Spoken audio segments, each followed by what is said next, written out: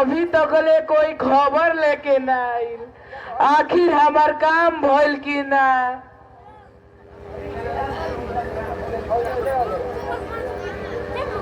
का रे आ गइले?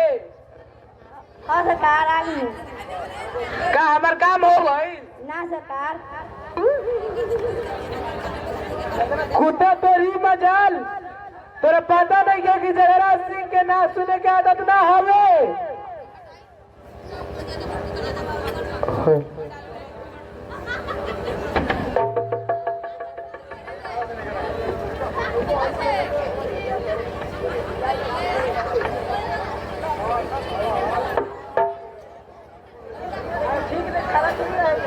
आई आई दरोगा बाबू, बड़ी दिन के बाद आवतानी।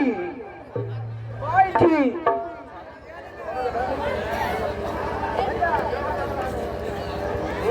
अरे जगदास बाबू, नाव नहीं हाथ में खून कैसन बा? साला एगो कुत्ता रहे जेकरा भेजले रही अपना ला एगो खूबसूरत शिकार लावे के। साला वो कुत्ता हमारा ला शिकार ना ला पाइल, तो भेज देनी ओकरा नर्क में।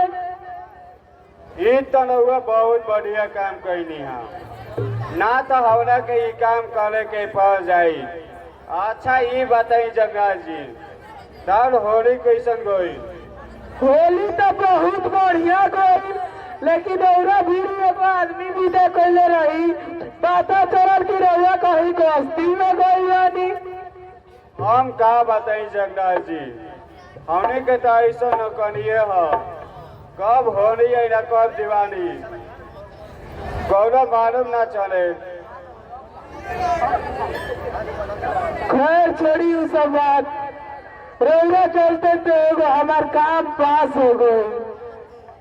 जवन हमारा 10 करोड़ का टीका मिला रहे सो नदी पर बांध बनाए खातिर, वो में से हमारा 5 करोड़ का फायदा मिल बा। आज वही खुशी में एक एग्जाम हो जाए।